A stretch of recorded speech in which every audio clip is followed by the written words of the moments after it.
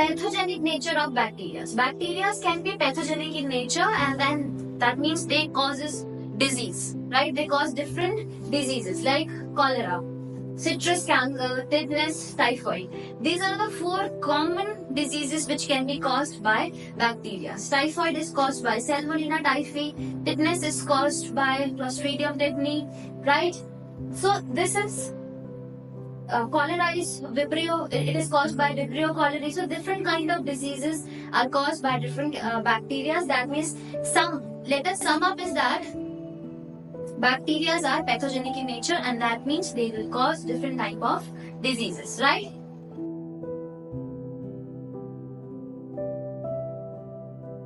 This is the completion of general features of kingdom Monera. Now let us come to the different categories of kingdom Monera, right? Kingdom Monera is divided into 2 categories, main 2 categories. One is eubacteria and the other is archaebacteria. See, eubacteria, they are known as true bacteria. It is very important. True bacteria. Why they are called as true bacteria? Right? Why eubacteria are called as, only eubacteria are known as eubacteria, and the other categories are not known to be the true bacteria. Why? Because they have rigid cell wall. Rigid cell wall. This is the reason why eubacteria are known as true bacteria, because of the presence of rigid cell wall. Right? And if motile, they may have a flagella. A single flagellum is it can be there to provide motility to the bacteria, right? It comprises different members like cyanobacteria, which are known as blue-green algae. Okay, cyanobacteria are known as blue-green algae, and they are known as blue-green algae because they form water blooms, right? In polluted water bodies, they form water blooms. That means you'll see that the entire water body will become somehow greenish in nature, bluish greenish in nature, right? That is because of this presence of the cyanobacteria only, right? They are unicellular, filamentous, aquatic. Aquatic means they can live in fresh water as well as in marine, saline water also, right? And photosynthetic, they have chlorophyll A, which resembles the feature as of plants, right? This is the feature presence of chlorophyll A. Is their feature which resembles with the plant, right? It resembles with plant. Because plant also have chlorophyll A. And that is the reason why they are also autotrophic in nature, and plants are also autotrophic in nature.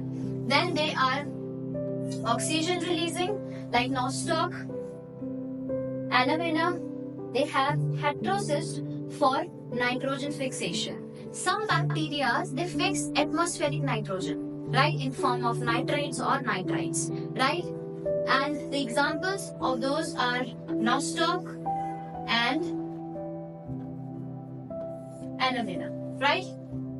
We have one diagram of this nostoc also. This is the diagram of nostoc, right? We can see that the body of such bacteria who fix atmospheric nitrogen is divided into small colonies, right? Colonial form you can say.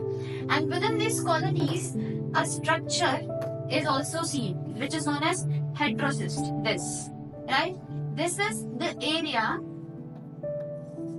for nitrogen fixation. Nitrogen fixation is done in this heterocyst only, right? This bluish color body structure is known as heterocyst, right? Then let's come to the other class of bacteria, which is archaebacteria. Archaebacteria, they are somehow different from eubacteria because their cell wall is not made up of, that it's not that made up of peptidoglycan, which is somehow the main component of bacterial cell wall, peptidoglycan, right? So their body is not made up of peptidoglycan. Instead, their cell wall is made up of polysaccharides, different sugars, and you know that polysaccharides and proteins also, which gives them somehow are resistant to harsh conditions, right? Their cell wall composition gives them resistant to harsh condition. That's why they are so developed, or you can say they are so resistant to any alkaline, alkali, or any acidic, basic, or you can say any hot, humid, or very cold climate, right? They can resist extreme conditions because of their cell wall composition, right? So that's why they are somehow different from eubacteria, right? They can be halophiles, they can be thermoacidophiles or methanogens, right? Let us understand them one by one.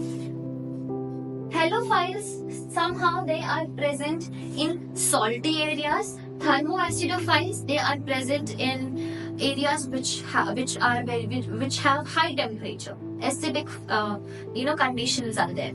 Methanogens are those bacteria which are present in gut of ruminant animals and help in digestion of cellulose and responsible for production of methane or biogas, right? That's why they are known as methanogens, because they are producing methane gas or biogas in the gut of ruminant animals, right?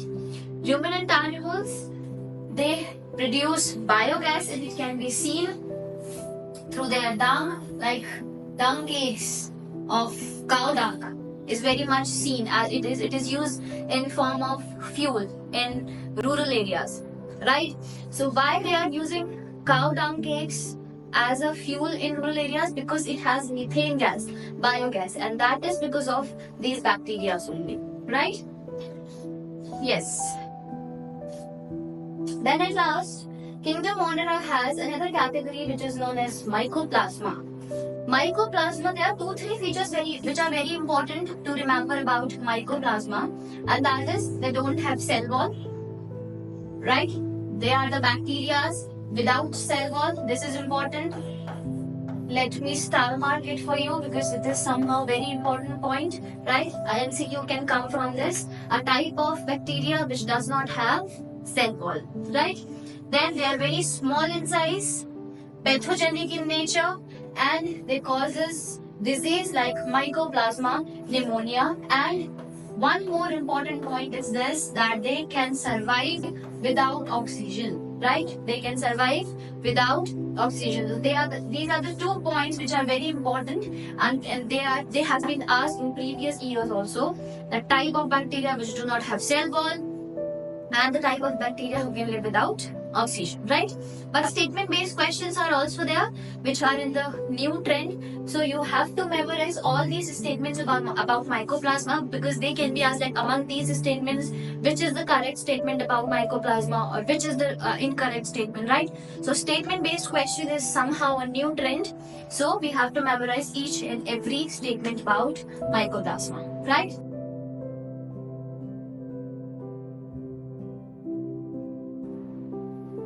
Let's come to the other kingdom, that is Kingdom Protista, right? As we know that Kingdom Protista, it comprises members who have eukaryotic type of cell, right? So they contain unicellular but eukaryotic organisms, right?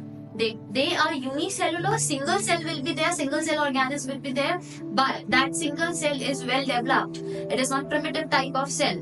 As compared to Kingdom Monera, they have prokaryotic cell, which is a primitive cell, right? They have eukaryotic organelles, that means well developed cell will be there with nuclear membrane. Their boundaries are not defined. Primarily they are aquatic, right? So let's start without wasting time. Let's start with the different categories of Kingdom Protista. As I told you that Kingdom Protista is somehow a huge kingdom which is divided into 4 to 5 categories, right? So we have in total 5 classes are there in kingdom Protista. Number 1 is chrysophytes, dinoflagellates, euglenoids, slime molds, and protozoans. Let's sum up this in one single table only. Let us first understand what type of members are present in these classes, right? Chrysophytes, they have members like dasmids and diatoms. Very important point to note, very important point. It has been asked several times. The dasmids, what are dasmids? What are they doing? What is their special feature? Right? So dasmids and diatoms are very important. Right? Members are dasmids, which are also known as golden algae, and diatoms, they are the chief producers of oceans, right? So in previous years, there has been a question that comes like that: what are the organisms which are known as chief producers of oceans? So diatoms. Diatoms are the organisms which are known as the chief producers of oceans, right?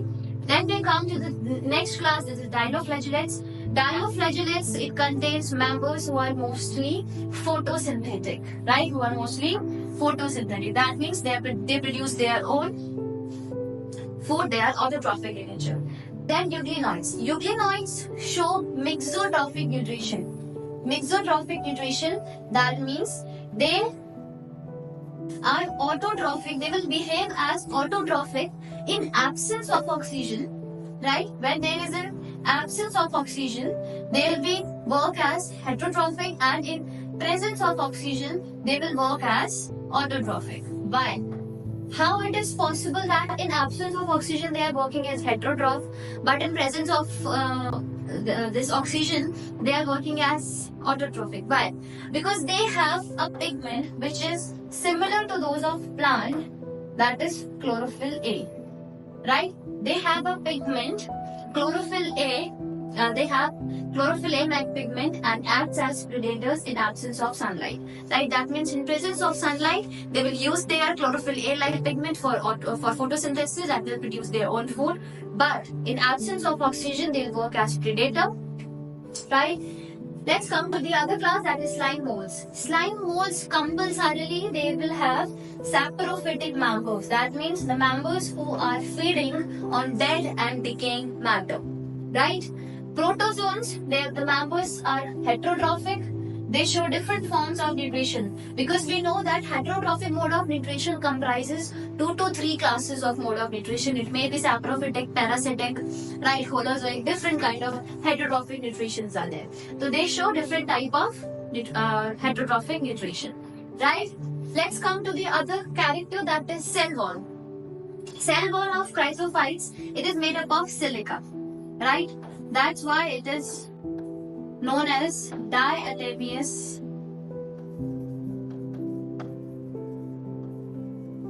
earth, right? When these organisms, the chrysophytes, when they leave their body, when they die, their cell wall, which is made up of silica, it deposits on the shore of oceanic bodies, right? And that shore region of oceanic body, it's known as diatomeous earth because it has silica, right? And that is used for different purposes, for filtration, right? Of syrups and juices and all. We'll be learning them in next slide also. Then let us understand cell wall of dinoflagellates. They have cellulosic plates on outer surface, right? They have cellulosic cell wall which is made up of cellulose. Euglenoids, they don't have a proper cell wall, but they have a special feature. They have a layer which is known as, they have a cellulosic, we can say a proteinous rich layer, protein rich layer, which is known as pelicil, right? Pelicil. This pelicil is very important, right? They don't have a cell wall, but they have a proteinous layer known as pelicil, right? Which gives them flexibility. So this can also be asked, that what feature is included in euglenoids with this pelicil or the proteinous layer? They are adding flexibility to them, right? Slime molds, they do not have a cell wall, but when they perform spore formation, when spores are made, when the process is going on, spore formation is going on, then the spores will have a true cell wall, right? Which is obviously happens in unfavorable condition. They perform spore formation, they do spore formation in unfavorable conditions, right? So in that case, they will have a spore wall, but not cell wall, right? And protozoan cell wall is absent. You can say that you can see that when we are going from chrysophytes to protozoans, no? If you notice that characters are characters are diverging from a plant character to a animal character. This is somehow it works. Right? The characters are diverging from a plant one to a animal one. Right? Then we have habitat. Chrysophytes, they found in fresh and marine water. They all are somehow the initial categories. They are the aquatic in nature. The euglenoids, they are present in fresh stagnant water, the still water, right? Slime molds, because they are saprophytic in nature, that means they will be living on dead and decaying matter. And because protozoans, somehow they show heterotrophic mode of nutrition, so they can be parasite and predator. If they are parasite, that means they will live on the host body.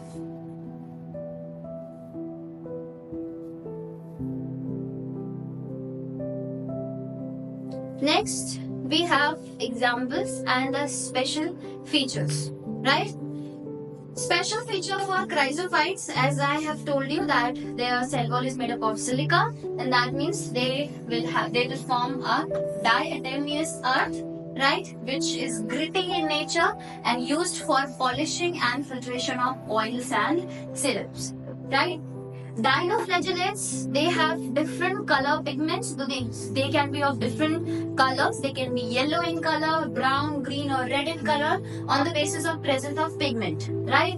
The most dangerous one is red algae, and the example is Cornylix. Cornylix is a red algae which is very dangerous in nature because it releases a toxic which is very dangerous for the aquatic lifestyle, be it plant or other smaller animals.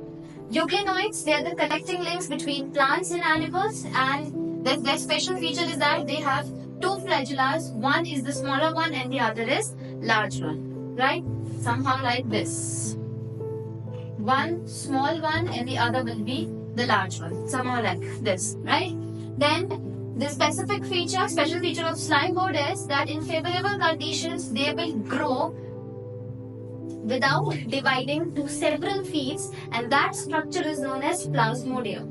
But in unfavorable conditions, they will form spores which have true spore wall, right? They will have true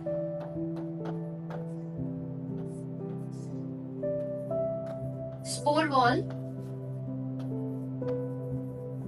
right? And these are dispersed by air current for fertilization or pollination. Then protozoans. Protozoans are somehow divided into 4 categories. Number 1 is amoeboid. They have pseudopodia. The special feature is that they have finger-like projections which are known as pseudopodia. That means false fingers, right? They use this pseudopodia for food engulfing, food arrangement, everything, right? Then we have flagellated protozoans. Flagellated protozoans, they are specifically free-living or parasite. And the example is trypanosoma, that which causes sleeping sickness. They causes a disease which is sleeping sickness.